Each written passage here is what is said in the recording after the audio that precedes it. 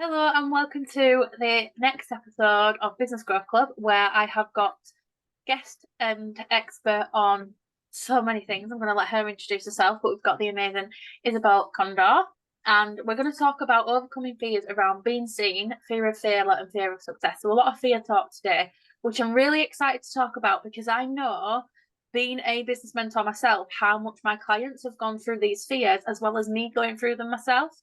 So I'm really excited to hear Isabel's take on this. But before we get into this, would you like to introduce yourself to our audience?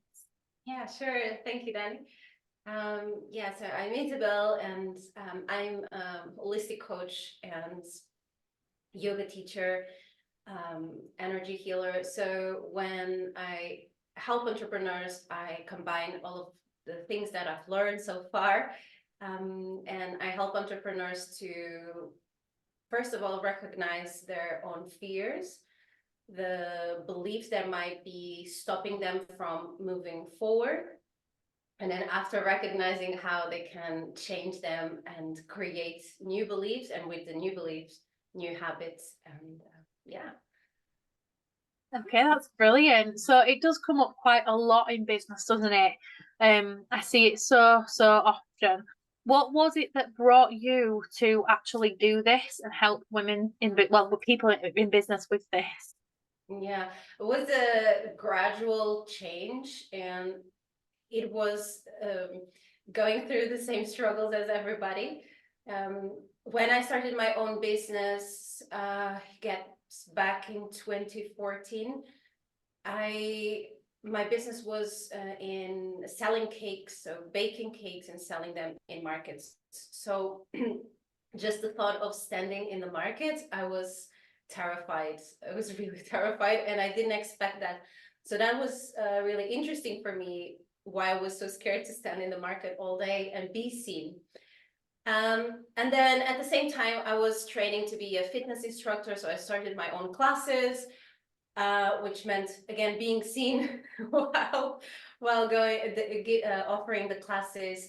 And it was dance fitness classes, so dancing in front of everybody. And it was really interesting, first of all, to witness my own fears and my beliefs, and also because I was working with other people, to also witness what were the fears, the worries of other people coming to the classes, whether it was around their body confidence, or something else in their lives.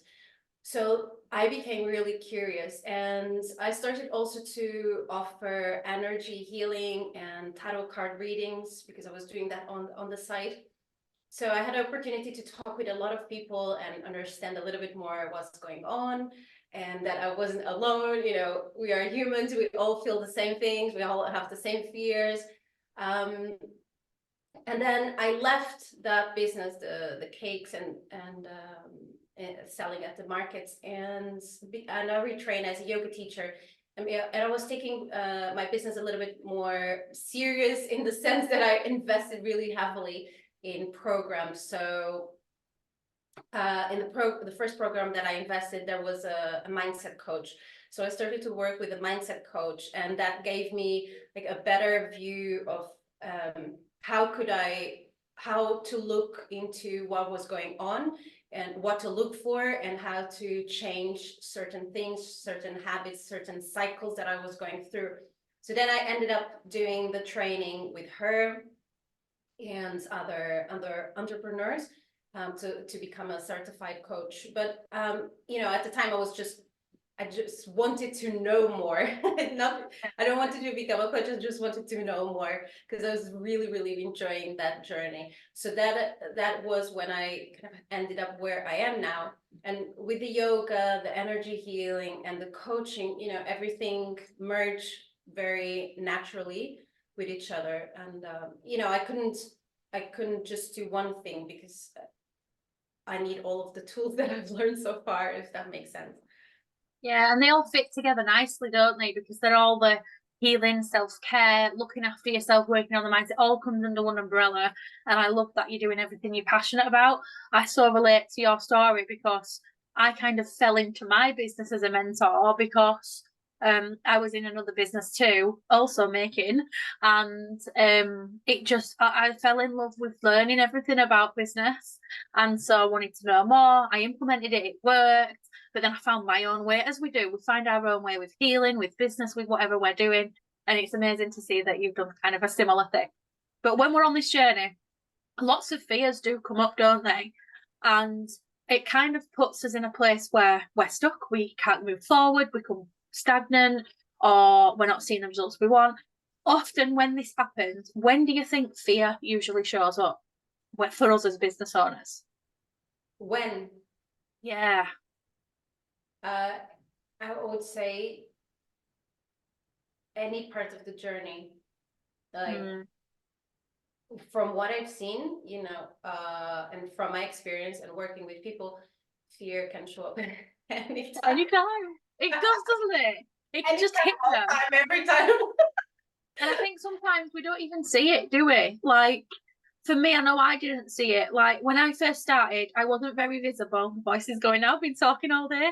I wasn't very visible at all. And I wasn't even sure how to get visible. But I think it was more so that I wasn't feeling passionate or motivated enough to actually be seen, because psychologically somewhere there was a fear that I couldn't just be myself and I couldn't just do what I wanted to do, because there's going to be judgment, there's going to be, and things we're going to get into right now actually is the fear of being visible, being seen, the fear of failure, the fear of success.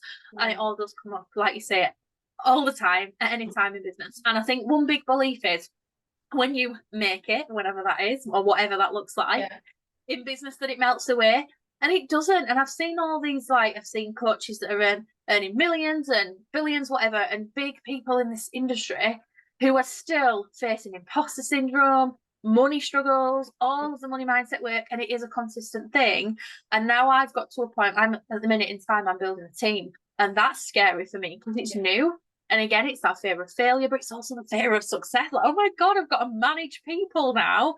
And it is scary, but I'm leaning into, like, one thing for me last year was leaning into fear.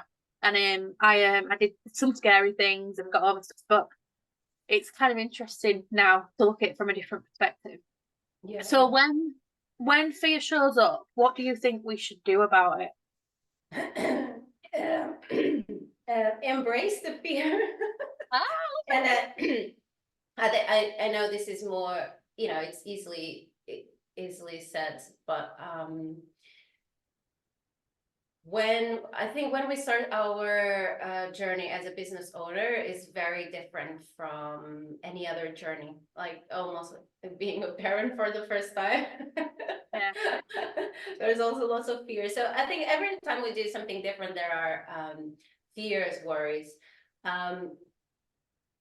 So when we are starting out, we might come up with certain fears in the beginning of the journey. It could be, I don't know enough. What if I don't know enough to help other people? I'm responsible for them. Will I be able to take care of the money, manage the money that is coming in, all sorts of things. But, you know, in the beginning, if you're not aware, so when I was starting my journey, I didn't know about mindset. I don't remember hearing anything about that at all. So I wouldn't look for, I have this fear. Look at this. This is a fear that I have, or a worry. I would just try to hustle through and kind of push through. Okay, there must be a technique or business strategy that I'm not doing. And I would always think that I'm not doing enough. So that it's my failure. I'm not doing enough. There's something that I should be doing that I'm not doing. But when I started to look into mindset and the beliefs and the patterns and what I went through in childhood, what did I learn, what was modeled to me, I started to understand that, well, it's actually normal that I do this and I repeat this pattern because that's what I saw. So I started to look for, okay, let me see what is the next thing that is stopping me. So I started to look for the pattern. So I think there's two things. One, sometimes when we are not aware and we are a little bit scared, what is going to happen if I start to dig in a little bit deeper? What will I find out? So you want to dismiss it and put it aside. The other thing is when you start to uncover, well, it's not that bad if we can embrace it and okay, bring a little bit curiosity. Okay, let me find out what is the thing that is going on, and almost if you can make it like a game. Not that it's really fun. Sometimes it isn't. It's sometimes it's just difficult, but then it becomes just another thing. Like I don't know, maybe just another habit. Like well, brushing your teeth is just okay. There's a trigger. Oh, there's something that came up. Let me look into it, and just becomes a little bit more natural. But I would say like if we can start to embrace the fear and become curious, I think that might help. Definitely, I so agree with that, and I so relate because I've been there and done it all, and read the journey, and it always shows its head now and again. Yeah. So we are struggling with fear around visibility. We want to be seen, we want to move our business forward, and we know to do this we need to put ourselves out there. And I always believe there's like two aspects to it, isn't it, to get the result? The mindset, the strategy. I always think there's the inner and then the practical work, the outer work as well. So if specifically we are fearing being seen, being heard, doing what we're doing and out there, how do we deal with that, the fear around this visibility and being seen? How do we deal with it? Yeah. I'm thinking back to my fear of standing in the market. Oh my God. Yeah. And it was, of course, I didn't know I was going to have that fear. And then at that time, I asked myself, well, what am I exactly fearing? And it came to, because you're standing in the market, everybody's looking at you all day and there are no walls. So my fear is, it feels so vulnerable. So I think, if we can start ask the question and kind of peel the layers, what is it exactly? What is the thing? Is that you're not feeling safe? Is it not safe to be seen? What does it mean to be seen? Is it that people will criticize you? When did that happen? When was the first time that happened? What happened in result of that? So if we start to ask questions, you'll probably start to unpeel the layers, and maybe we'll come up with a memory that's, oh, this happened to me, and I don't know, maybe something in school, and everybody was looking at me, and I felt unsafe, and things like that. So if we start to unpeel a little bit, and we can do, I would say it's always helpful to do it with someone, coach or therapist. And it's important that you feel safe when you're doing that process as well, without forcing. Would you say it's the same for any fear that you have? So if you have a fear of failure as well, or a fear of success, would you say it's the same with dealing with it? Sorry? Would you say it's the same dealing with those different types of fears? The failure, I think all fears stem from something that happened to you. Yeah. That's you now perceive it as unsafe. It's going to bring changes. It's not safe for you in some way. It's going to be painful or hurtful. So yes, the fear of success, could be related to so many things. For example, if I'm successful, I'll be responsible for more people. I'll have a team. So now it's not just me. Will I be able to manage my team? For example, if you're doing one-to-one sessions or group sessions, it could be like, will I be able to manage so many clients? What if I get really stressed, anxious, overwhelmed? What if I burn out again, for example? So it can be related with different things.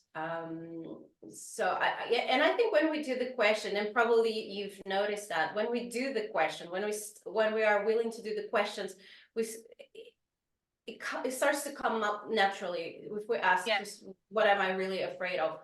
Some things are a little bit more unconscious, and we might need to dig a little bit deeper.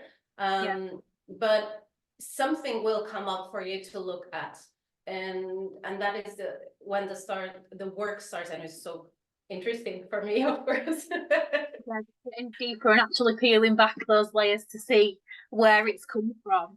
And it's true, isn't it? It's so commonly known now more than ever that we have a lot come from childhood. And I don't think I can only remember a few instances for me that brought up certain feelings and beliefs from my childhood. But I know for me with visibility, there was something was said to me in front of my whole family when I was 18, and it stuck with me. And actually, the impact that one sentence had on my life, I cannot believe it. And it's only really started to change, excuse me, in the last few years. And I'm like, wow, I'm 30 now. How can I hold on to that for so long? But it's because I wasn't doing the work, because I didn't know, like yourself, about that work. And only when I started peeling back those layers, learning, getting curious about it, did things start to change, because then I could change my patterns, my habits, my story around all of these things. I could be seen. And of course, I've still got those fears. I've not got a fear of being seen now, but a fear of failure and success. But like our advice says, to embrace it. I am embracing it, because if things go wrong, just pick myself back up again. What's the worst that can happen? I can just overcome wherever I'm at. What would be your top tips for anyone that is going through any of this right now? Any kind of fears that's holding them back? Mm-hmm. Be gentle with yourself, compassionate. I think it's so important, because we are the first ones to be very critical, very judgmental about ourselves. So I think it's so important that we start with compassion, and you give yourself lots of love, and do that is inner child work, which is nothing more than just giving yourself and the early version of yourself that love, that attention, that safety that you needed. So if you didn't have that, and it's important that you give yourself that, it's like a reparenting. So yeah, I would start with that. Lots of compassion, lots of love, and then finding perhaps the person or the group that can help you with that, where you feel safe to explore, because it's so important that you feel safe to start to explore those things that happen to you. And it doesn't need to be something major. Sometimes it is, but they were just events that at the time we perceived in a certain way, and they are locked within us. And sometimes we just need to they don't come to our mind if we try to remember them.